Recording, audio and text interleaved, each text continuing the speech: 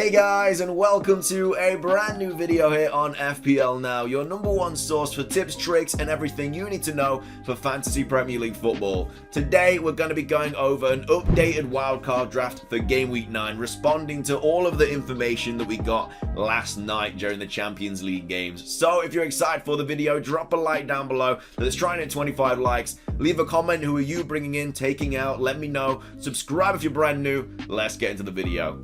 So, starting things off with this updated wildcard draft video, I'm only going to be going over 2 drafts instead of the usual 3, because not a lot has changed, but also a lot has changed at the same time, but it easily fits into 2 different drafts instead of 3. I think a 3rd draft would just kind of be pointless at this point.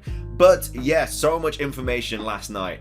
Don't know why Tuchel decided to play both Lukaku and Werner against a side that we're definitely going to beat, but he did. And then he kind of shot himself in his own foot because of it. Lukaku went off injured, which, again, he was already fatigued and kind of shaking off an injury. So why he started midweek, I will never understand. But it's kind of put us all in an awful situation. And I know during the match as well, when Lukaku went off injured, people thought it was a good idea to then transfer in Werner, which you should never do mid-game because anything can happen. And what happened? Lo and behold, Werner went off injured as well. So a lot of people wasted a transfer last night, probably took a -4 hit. I think a lot of people are going to be taking hits this week just simply because of the injuries, and they obviously need to get new players in because a lot of people already brought Lukaku in this week, which I always say, don't make your transfers at the start of the week. I get it if you need to because you're like 0.1 off or something, so that's fair enough. But if you have the money to spare, there is no reason to bring in players at the start of the week, unless you're on a wild card, obviously, because things like this happen, and then you're going to have to take -4s to bring in players that you didn't really want to bring in, and it's just an awful situation. But anyway, I'm going to be talking all about that tomorrow. We're going to do a Final Thoughts video before the deadline tomorrow, so look out for that. But let's go over some wildcard drafts. So, the first one, in net, we have Raya and Foster. So, I saw the Arsenal defense against Crystal Palace, and I feel like I just wouldn't go Ramsdale at this point. And especially with Raya having Leicester at home, which again is a tough fixture, but then Burnley, Norwich, Newcastle, Everton, Tottenham, then Leeds, then Watford.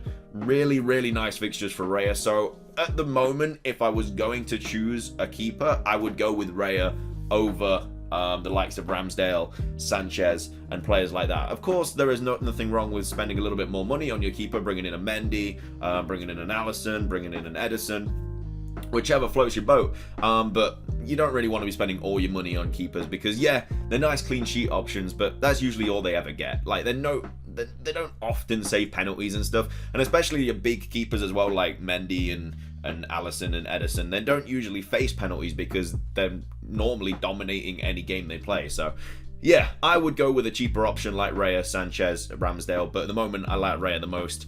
Foster is there. He seemed to be still nailed. He did play against Liverpool, made some really good saves. I know they lost 5-0, but it was hardly Foster's fault. It was just an absolute destruction from Liverpool. But yeah, they're the keepers. We're not really too bothered about that. So at the back 5 with this draft, we have Chilwell, Rudiger, Cancelo, not going to try and pronounce his name, and then Livramento as well. So most weeks you're obviously going to play Chilwell, Rudiger, and Cancelo, but it is risky bringing in Chilwell because of Tuchel Tombola, could get rotated. That's why Livramento is in here to bring in, well, just to fill in the shoes off your bench, and has some really nice fixtures as well coming up. So yeah, Chilwell coming off on the 60th minute or around the 60th minute, he basically didn't play the full 90, is nice because that means that he's more likely to play against Norwich at home. Alonso came on, did a good job. You know, I mean, they both played well, but yeah, it feels like Chilwell is now the first choice if he's starting Premier League games and Champions League games. But of course, they were already 3-4-0 up or whatever, so he could have come off and it was fine. So yeah, I mean, if it was like a 1-1 game, he probably would have played the full 90. But now that he's been rested as well, I think he's likely to play against Norwich at home. Of course, there is no guarantee, but it just seems like that. Rudiger is a player that played the full 90, but he just had so much energy. You know, he was making runs and stuff well into like the later stages of the game. So I'm not really concerned about Rudiger. He looks fine. So yeah, he should also play as well. You could bring Azpilicueta into this team, but this team literally has like no money remaining. So unfortunately, I just couldn't bring him in. And I really, really like this draft as well. If I was on a wild card, this is just like such a really nice put together draft. Not to toot my own horn, but I mean, it is a decent little draft. So then you've got Cancelo at the back as well. I mean, it is what it is. Man City defense, probably the best in the league. So yeah, that's the back five for this wildcard draft. Yeah, I mean, you're going to be playing these three most weeks, but if Chilwell does get rotated, you got Livramento coming in instead. I mean, if you did have like any of these players already and you had a spare like 0.1, you could bring in a 4 mil defender that plays. I don't think there are any at the moment. I think the only one was the Norwich defender Williams, but he doesn't seem to be playing anymore. So yeah, the only reason this is a 3.9 defender is because of that reason. Coming in at the midfield, we have Rafinha, Salah, De Bruyne, Sissoko, and Havertz. Somehow managed to fit all these in with these Chelsea and City assets and these players up front. I don't know how it's manageable, but it is just. So yeah, Rafinha's in, has some really nice fixtures coming up. Wolves, Norwich, Leicester, Tottenham, Brighton, Crystal Palace, Brentford. Again, Rafinha's kind of a hold until game week 16 because you don't really want him for Chelsea, City, Arsenal, Liverpool. You could probably bring him in after Liverpool for Villa, Burnley, West Ham, Newcastle and stuff. But yeah, for these games here, 5 rating, like you don't really want Rafinha. But at the moment, he's a really, really nice pick. He's probably one of the best players around that price range. Mo Salah, I mean, potentially the best player in the world at the moment. I mean, I could see a lot of people giving him the armband this week now because of the injury to Lukaku and stuff, and I am probably going to be one of those people. I mean, he's just ridiculous. I mean, he scored again in the Champions League. He just can't stop scoring. He's just on the form of his life, and I think there's like a proposal now for like 400 grand a week or something, but I mean, if you're the best player in the world, you pay him what he wants because he's just ridiculous. But this draft also fits in De Bruyne as well, 11.9. Ownership of like 3%, which is ridiculous. But yeah, De Bruyne is just a player that, I mean, you can see from his history. I mean, he obviously didn't start well, he started the first game of the season against Tottenham, but I'm pretty sure he was injured for Norwich, Arsenal, Leicester, then slowly came back into contention, played 25 minutes at Southampton, and then 80 at Chelsea, 90 at Liverpool, 83 at Burnley. So he's nailed. He's playing pretty much every game now. He played in the Champions League, came off for Palmer, who scored as well, which was nice for him. But yeah, De Bruyne is a nailed City player, and I think because he's such a low ownership, he could start bringing in a lot more points, and because no one else owns him, could definitely get you up those mini leagues for sure, and your overall ranking. Sissoko's in this team just because he's a 4.5 mil player that plays every week. Doesn't have the best fixtures coming up, but if you do need a player coming off your bench for whatever reason, Sissoko will get you those 2 points. So you never know. He's actually always really high on bonus as well. So he's always stringing together a lot of passes, creating chances and stuff, but he just hasn't scored any or assisted any. But yeah, he's just bench fodder at the moment. I mean, he comes on. I mean, there's other 4.5 mil midfielders I think that you could bring in, but yeah, Sissoko, he's not, you don't have to worry about his minutes being managed or anything like that. So yeah, he's got a tank on him. So yeah, that's why Sissoko's there. And then this is the big pick, which is Havertz. Now, of course, hasn't really played much this season to be, well, I mean, he has. He's got some all right minutes. But with the injury to Lukaku and Werner, they don't really have a recognized like number 9. And I think Havertz will come in, and depending on how long Lukaku and Werner are out for, like I say, I would wait for the press conference before bringing in Havertz. Well, I mean, if you're on your wild card, then you can bring him in. But yeah, he's 8.1 mil now. But if they're both out for like a few weeks, and you know that Havertz is definitely going to start for these 3 fixtures, then I think it's a nice little punt. And to be fair, he's still scoring. Like, he scored in the Champions League last night, and he's creating chances and stuff. So yeah, I don't think it's a terrible idea, but obviously just wait to see what the update is with Lukaku and Werner. Of course, Lukaku could be fine. I mean, in one of the interviews, he said that he's going to be out for a couple of days. In another interview, he said he's going to be out for a couple of games. So yeah, I don't know which one's which. We're kind of just waiting for the press conference, which I do believe is tomorrow. So yeah, we'll find out some more information then. But it doesn't look good. I mean, he looked quite injured when the tackle came in and stuff, and then so did Werner. So yeah, Havertz does seem to be a player that will fill those shoes until they are back. So yeah, if you can have Havertz for the next 3, then yeah, I think he could get some nice hauls. Up front, we have Hwang, Vardy, and Tony. Tony has obviously been brought in to target these fixtures here. Again, he probably will go up in price after the Leicester game. So again, if you're playing your wild card, you need to bring him in now.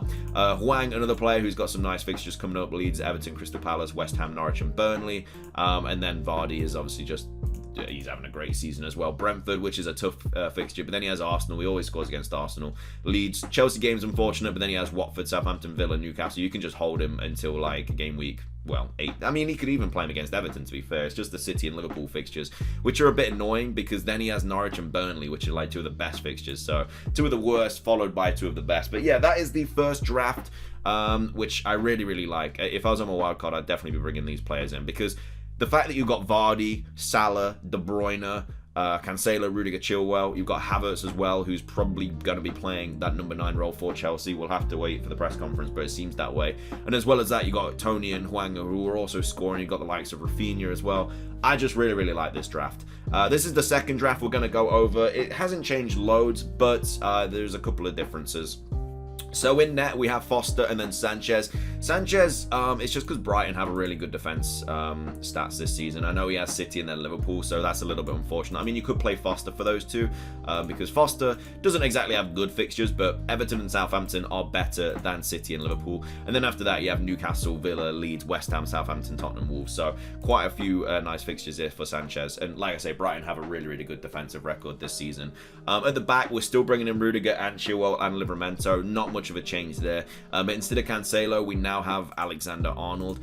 I personally am going to wait until game week 13 to bring in Trent, just because United, Brighton, West Ham, Arsenal, like, yeah, they should win those games, but I could see them conceding goals.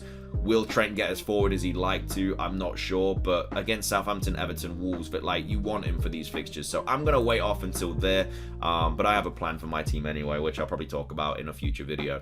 And then in midfield, we still have Rafinha, Salah, but this time we have Mbeumo, who again is just getting so forward for Brentford at the moment, and I think he will score some nice goals. He's only 5.6 as well, so he's a very, very cheap option. This team also has 0.2 mil in the bank as well, so again, you could maybe upgrade him to Williams if he starts playing. But yeah, it is not a lot of money to play around with because Trent is just so expensive. But I mean, he's also one of the best FPL assets, so it's completely understandable why people still have him. Sissoko, for the same reason, comes on off the bench. You just get you 2 points. We have Sonny as well. I mean, a lot of people want Son to target these fixtures here, which is Leeds, Burnley, Brentford, Norwich, Brighton. But I mean, West Ham, United, Everton aren't exactly terrible fixtures, and they are at home to United as well, which gives them the advantage there. So yeah, I mean, if you want to bring Son in now, fair play. I'm personally going to be upgrading to Kane from Vardy because I'm going to have to bring in Vardy for Lukaku this week. Around game week 12. That's what I was originally going to do with Lukaku, but now I have to bring in Vardy for him anyway. So yeah, that's the kind of midfield. I mean, Son, I think can still tick over and get some points. And you got to think as well with Kane, like, he's only had 1 good game. Like, the rest of his games in the Premier League this season have been pretty lackluster. And then up front we have Tony again, Vardy, but this time we have Jesus. Didn't play midweek in the Champions League, so pretty much guaranteed to start against Brighton. And then he has Crystal Palace at home as well. Jesus has basically played every single game this season. He's played 20 minutes in the first game, then 90, 60, 83, 66, 90, 90. Didn't play it against Burnley, but that's because he's Brazilian and he just couldn't play because he wasn't back in time. But yeah, he's just been playing a lot of minutes, so he could be a little punt, to be fair. I wouldn't mind bringing in Jesus, but that is the second draft. I mean, I'm much more like this one because you just got the likes of, instead of having Trent, you can bring in De Bruyne, Havertz, Rudiger, Chilwell, Cancelo. Like, you could also bring Havertz into this draft as well, but I mean, you'd have to downgrade Son, which I guess, would you really want to do? Probably not. It's just because of Trent, really. Trent, the extra like 1.5 mil on Trent really kind of hurts the team. But I mean, I think personally having Cancelo, Rudiger, and Chilwell will outscore having Trent. And then if you have these players in midfield, like De Bruyne, I think will start really finding his form. He has been playing really well, played really well in the Champions League. Got an assist, and did he get a goal? I can't remember, but he definitely assisted Kyle Walker's goal. But yeah, just played really, really well. I mean, Foden had a ridiculous game. You could bring in Foden, but again, more of a rotation risk. It is up to you at the end of the day. But that is going to be everything for this updated wildcard draft video. I hope you enjoyed. If you did, drop a like down below. Leave a comment. Who are you bringing in? Who are you taking out this week? Subscribe if you're brand new. We're trying to hit 275 subs before game week 10 to see if we can try and do it. That's everything from me, though. Have a fantastic rest of your day, and until next time, peace.